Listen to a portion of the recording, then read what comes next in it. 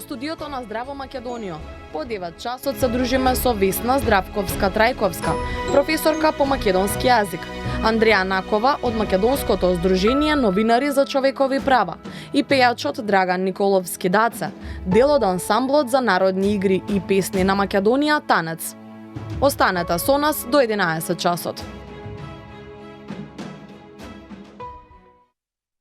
Ете, со вакво друштво дефинитивно ќе имаме преубава емисија. Јас сум сигурна, верувајте дека ќе биде тоа така и вашите импресии навистина ќе бидат можеби малку поразлични од она кое што го имате сега. Ќе видите до крајот на емисијата за што зборувам. Добре дојдовте назад после утринските вести, почитувани гледачи, и да започнеме да ги представиме, односно нашите гости и во живо, да ги запознаете. Иако можеби ги знаете, можеби одамна не сте ги видели или пак често ги гледате на социјалните медиуми, денеска се тука во студиото во ваков состав за прв пат и навистина мене ми е многу драго што ќе имаме одлични разговори со сите нив. Би сакала да ја представам Андреја, која што седи веднаш до мене, Андреја Накова од Здруженијето Новинари за човекови права. Андреја, многу ми е драго што дојде да бидеш денеска наша гостинка. Добре дојде. Здраво Елена, здраво Вера и ви благодарам на поканата. Ете, така, одиме понатаму, го ставивме некако Даца во средина, Драган Николовски Даце, пејач и дел од ансамблот за народни игри и песни на Македонија Танец. Мислам дека во преубаво друштво те ставивме со 4 дами. Даце, добре дојде. Имам трема.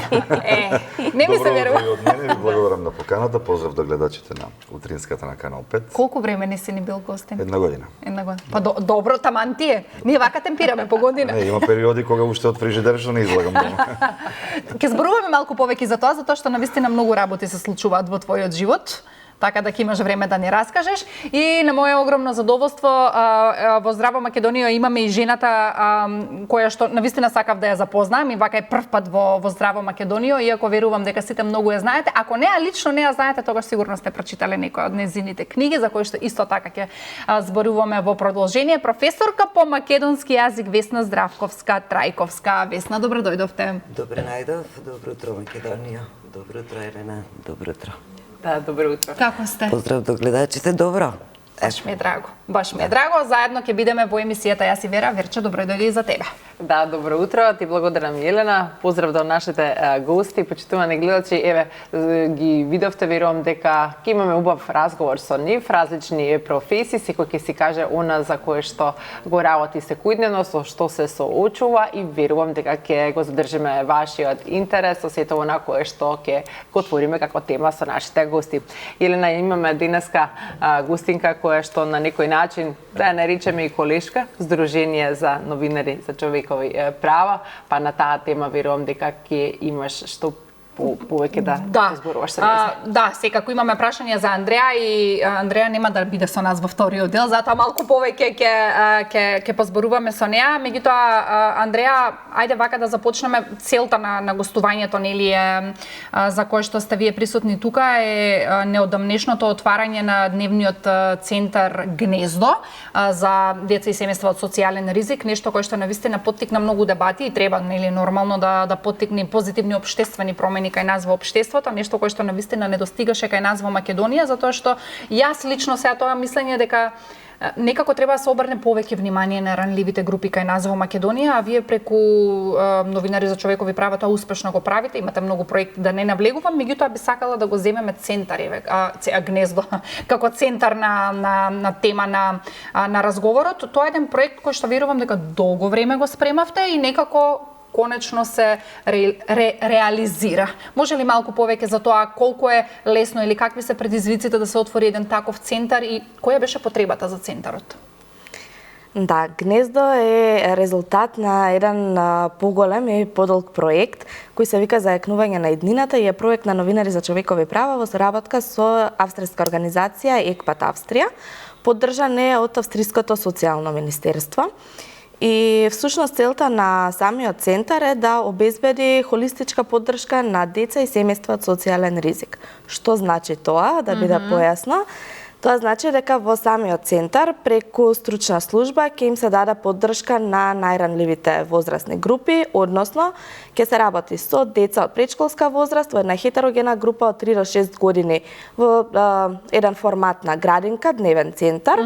Ќе се работи со деца од основно образование на нивно менторирање, помош при училиште доколку имаат пропуштено едно полугодие, еден семестар во две групи, наутро и попладне, и ќе се работи со стручен тим, социјален работник, психолог, специјален едукатор и рехабилитатор со целосно семејството, односно родителите, со цел нивна психосоцијална поддршка, квалификација, преквалификација, се со цел нивно вработување. Така, што значи тоа, дека и родителите ќе бидат присутни за време на наставата, или какво е присуството на родителите за време на наставата, ме интересира? Родителите не се присутни на самата настава, но има простори каде може да дојдат, да седат, да можат во самиот центар да го имаат оној момент на неформално здружување.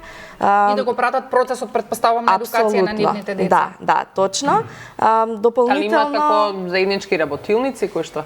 Ке се организираат работилници, тоа е исто еден момент кој ние го воочивме при подготовка на центарот, дека најчесто ова се мајки кои ќе ги носат децата, бидејќи тие се невработениот родител од семејствата.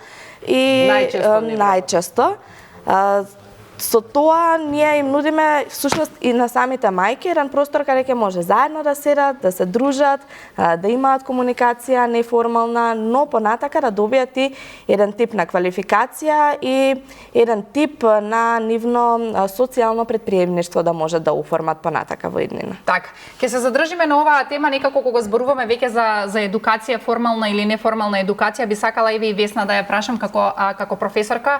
Сигурно сум дека ви се допаѓа овој проект со оглед на тоа што вие сте во образованието, па колку 30, повеќе од 30 години? 31-2. Така, повеќе од 30 години. Весна, некако посебно ми е драго што сте денеска тука затоа што нели утре го прославуваме 24 мај, што за вас во образованието е навистина многу голем ден. Сега не знам дали секој училиште ќе си одржува некој или го одбележува овој празник. Затоа што се паѓа во сабота оваа година. Најчесто е одбележен, но овој пат ова одбележување ќе биде символично. Еве вака, преку неколку настапи на телевизија на наши колешки колеги и со така некои пригодни свечености, но не во состав на училиштето. Така. Сакав да ве прашам, некако овој ден е поврзан и со писменоста. Многу често се дебатира, и кај нас во емисијата, тоа и наше искуство, гледам и на социјалните мрежи, се дебатира дека денешните деца не се толку многу писмени, да речеме, како генерациите наназад. Верувам дека ова прашање многу често ви го имаат поставувано, зошто е тоа така? Многу често, многу актуелно прашање. Видете, основата, писменоста, децата ја имаат. Но, проблемот е во тоа што едноставно, како да е веќе некоја шема дека треба да се пишува на латиница и треба да се зборува на дијалект.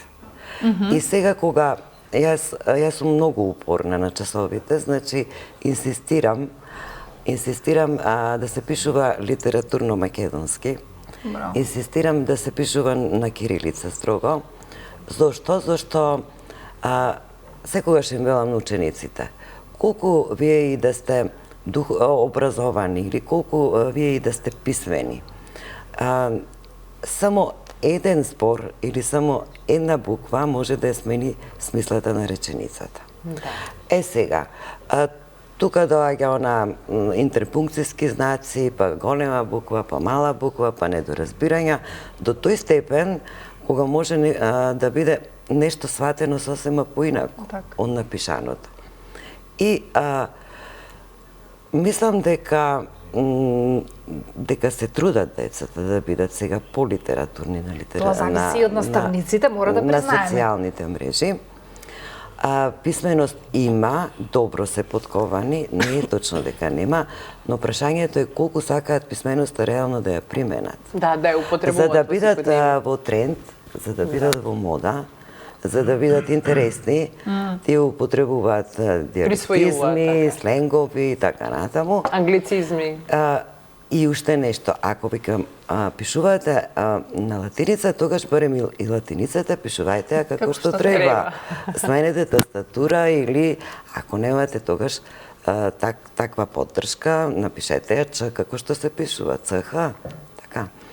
Значи, денешната писменост или ајде да не речам неписменост, не се должи толку на тоа на вистина дали се неписмени, туку се должи на се помалку време да посветат на суштинско образование, во смисла на тоа толку е се брзо.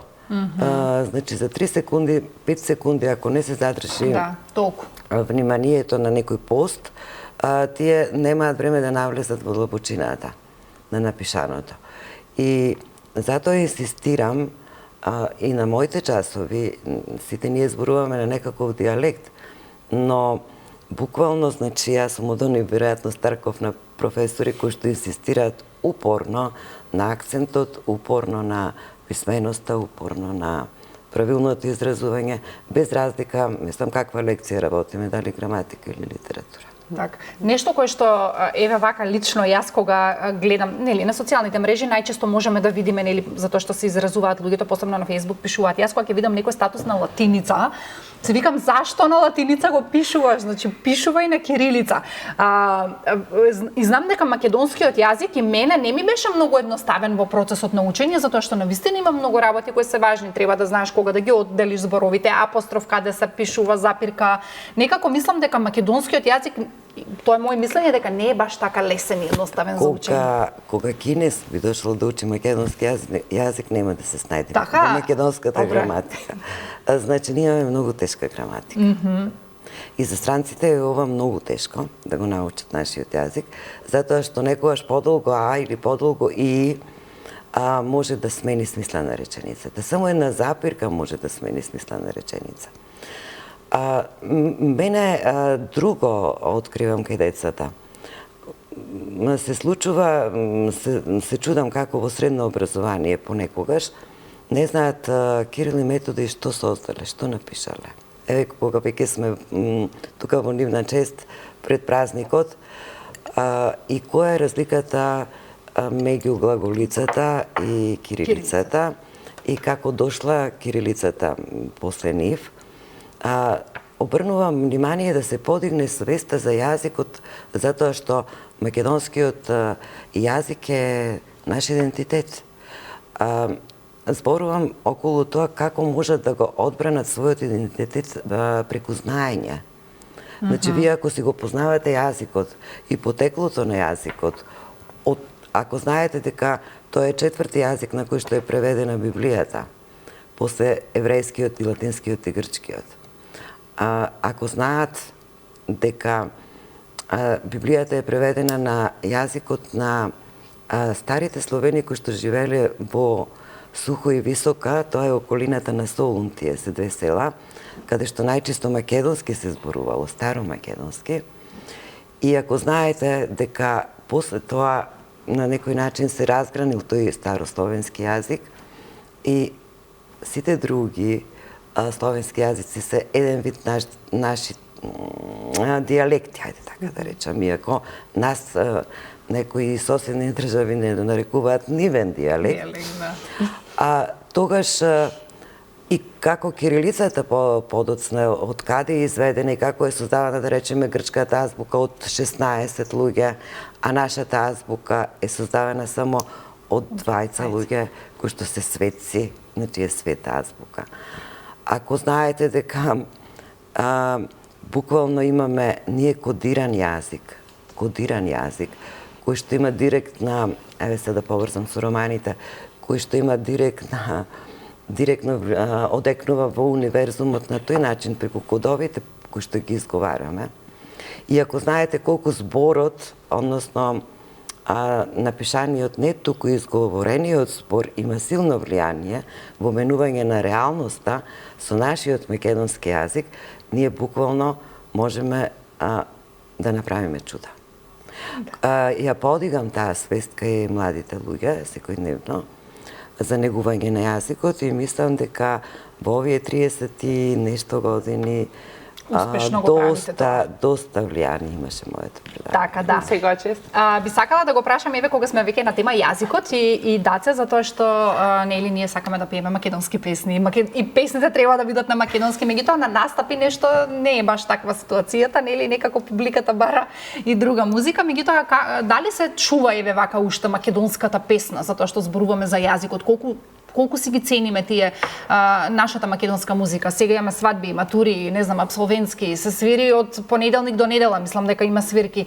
Колку македонската песна живее помеѓу помладата генерација? Да не звучам само бендисано или некого да фалам, некого да кудам, зависи на чири настапи колку се пее македонската песна или колку се пее од соседството. Не дека јас не пеам на моите настапи и од Така. северниот сосед, најчесто нивното влијание е најголемо дека. Неизбежно е тоа. Но изненадувачки ќе ви кажам најискрено дека во изминатите неколку години, откако се вратив на оние ресторански настапи, изненаден сум колку особено младата генерација, популација, тоест слуша и бара македонски фестивалски песни. Тоа е многу интересно. Фестивалски? Нешто што нешто што на пример и ние сме биле деца кога сме го слушале. Тука сме негде генерацијски, да речеме Валандо или Цветници или некои такви тетовски филиграни кои беа популарни, за жал само еден остана од тие фестивали. Се слуша доста и сега тоа е секогаш така, нели треба да помине време, на пример некоја песна можеби денеска ќе излезе ќе стане хит после 20 години. Исто и со модава, исто и со мода. Нели се врти кругот и верувам дека и тоа си има свој удел, но се слуша и доста се пее македонска музика, особено патриотски песни. Што ние понекогаш за да не направиме проблем ако се шарени масите, да мораш нешто да редуцираш. Тоа треба да пазиш денес. Ето сега ние поише изиграваме психолози во кафана него што сме пејачи, ама Така треба, треба тој баланс да се знае. Треба да знаеш и гостите од која партија ти се. Да толку не. Јас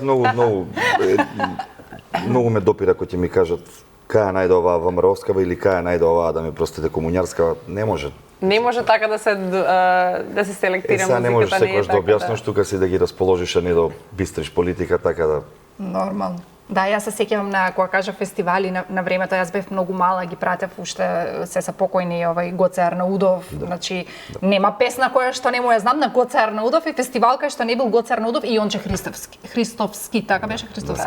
И него многу го сакав. Леле колку му ја сакав таа музика и тие песни ден денеска вака кога ќе ги слушнаме ме потсетуваат на детство, Пепи со едно од најбараните песни, на пример, кој ќе побара некој од помлада популација сега, деца од 18, 19, 21, 2 години.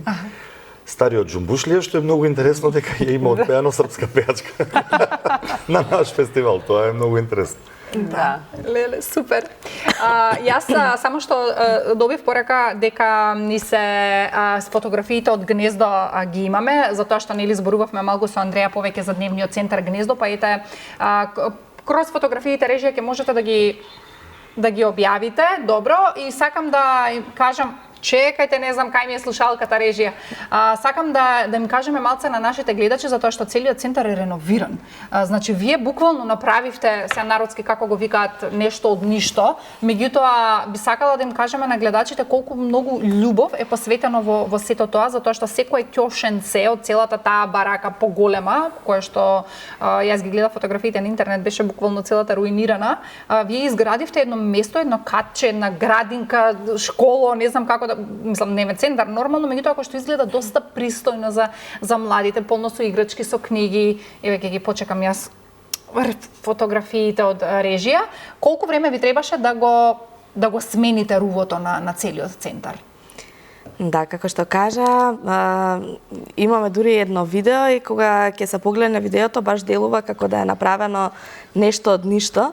Односно, самиот простор се реновираше 4-5 месеци веќе.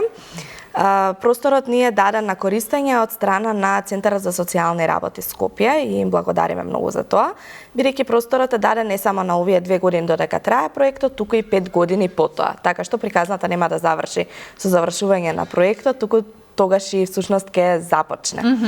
Она што е важно е дека навистина се вложи многу, не само љубов, туку труд, многу напор, многу човечки ресурси во реновирањето на целиот тој објект, бидејќи истиот не беше во функција некој година и половина и апсолутно не беше достоен за нели деца да престојуваат таму, а ниту било кој друг. Така што едноставно станува ни сликите да ги погледнат гледачите, не знам дали се... Да, еве ги, чисто колку да имаат некоја визуелна представа што се случува. Тоа е навистина, јас бев таму, навистина е едно преубаво катче, со многу бои, со многу играчки. Во моментов ја гледаат токму и градинката што е за најмалите дечиња, со капацитет од 16 деца, каде ќе имаат можност да поминат еден дел од денот, 4 часа во денот, малку да си поиграат, нешто да научат. Така. Супер. Да се подготват за упис на училиште. Така. Имаме најразлични играчки, дел од нив се само со цел, нели, да им е интересно и да се играат, а дел од играчките се со некоја едукативна позадина, односно да може нешто да се научи, да се развијат моторички способности. Ова не е веќе собата за поголемите дечиња, односно делува баш како училница од училиште. И тука имаме некои едукативни постери, сакавме да е шарено, да е разиграно, да е интересно за децата и младите. Да им го задржите вниманието и оно кој што го кажа и Весна, дека денеска барем живееме во ера на социјални медиуми, каде што мислам дека тие сменија целата игра. Ние сме зависни од допамини, баш буквално 3-5 секунди, ако не ни го држите вниманието, готово, фокусот веќе не ни е тука. Сакав да ве прашам, кажавте дека имате капацитет за 16 деца, затоа што веќе центарот е отворен, се отвори минатата недела. Како, нели, тоа се една почетна недела каде што верувам дека се собираат уште импресии, се уште се работи на тоа што треба да се поправи, што треба да се измени. Колку дечиња имате до сега и каква е ситуацијата се до сега? До сега се запишани веќе 8 дечиња. Браво. Со тоа што ние до прва сега ги учиме правилата, кодексите на однесување, кога се пристигнува, кога се мијат рачиња, кога се руча, кога се игра. Така што почнуваме баш од почеток, но добро, времето е пред нас. Тоа и беше идејата од кога ќе се отвори. Допрва да почне да се промовира, за да биде опипливо и навистина луѓето да може да дојдат и да го видат. Центарот, напоменавме дека е отворен за деца и семејства од социјален ризик. Тука не се фокусираме само на една целна група, односно навистина е широка темата на тоа кои се лица под социјален ризик. Значи, ние сме тука за секој оној на кој можеме да му понудиме поддршка и кому нашата поддршка ќе му значи од активностите што претходно ги споменавме, но за да биде и појасно, од социјален ризик и целна група на центарот би се нашле лица од маргинализирани групи, семејства еднородителски, семејства кои се приматели на гарантирана минимална помош, семејства во кои родителите се невработени, еднородителски семејства. Значи, навистина е широк спектарот на на кому ние можеме да му понудиме поддршка. Така, верувам дека вашето гостување сега ќе предизвика и внимание помеѓу нашите гледачи, затоа што ете можеби некој не слушнал, не разбрал, не видел, не прочитал. Веќе сега ја имате информацијата, како можат да стапат во контакт со вас и каде да ве најдат? Апсолутно, тоа е и главната цел за гостувањето денес. Јас ги поканувам сите заинтересирани граѓани да дојдат и да го видат центарот, бидејќи дури и доколку не се од онаа страна на целна група каде ние можеме да понудиме поддршка, можеби се од другата страна, односно се општествено одговорни лица или компании кои би сакале да понудат поддршка и да станат наши партнери во проектот. Центарот се наоѓа во општина Центар, на 3-та македонска бригада 10-та, во непосредна близина на училиштето, основното училиште 11 октомври. Работното време на центарот е секој работен ден од 9 до 17 часот. Социјалниот работник ни е таму од 9 до 13 часот за да ги дочека, да ги прими, да го направи првиот иницијален разговор. За се останато сме целиот тим тука. Тука, супер, ти благодарам многу, Андреја, и те верувам дека навистина ќе ве контактираат луѓе и мислам тука сте вие заеднички да си помогнете. Ова е навистина една предобра општествено позитивна промена која што верувам дека нема да застане тука и дека овој проект ќе биде само почеток за развој на уште многу други кои што верувам дека ги имате и работите на нив. Апсолутно. Ова е досега милуваме да кажеме врвот на сите проекти, бидејќи има навистина некоја физичка слика која може да ја видиме. Не се работи за лобирање и за променување на закон, туку навистина е место каде секој може да дојде и да го види резултатот на трудот и работата и секако почнуваме да создаваме позитивни приказни. Супер, да. Многу ми е драго што еве постојат луѓе како Андреја и организации и здруженија кои што навистина прават некои општествени промени. Би сакала кога сме веќе повторно на тема деца и едукација, некако неизбежно ми е да ја прашам Весна колку младите генерации денеска читаат. Затоа што јас кога бев во центарот видов едни лектири, баш со Андреја се смеевме тоа кога ме потсетија мене на детството од Ханс Кристијан Андерсен на времето. Мислам ние сме пораснати тие генерации, ние многу читавме.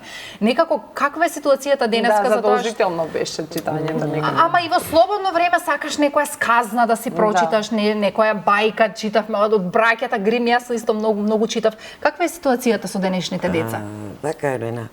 Значи, за жал. За жал, кога ќе почнеме, знам што следува. Програмата е иста од пред 30 години во образование. Сега, навистина има дела кои што заслужуваат внимание и има дела кои што го надминале времето. Мислам, секоја почит кон авторите, кон секој кој што создава било каква уметност. Но времето кога описот на една просторија траеше 10 страни. Беше време кога немаше телевизија, беше време кога немаше интернет.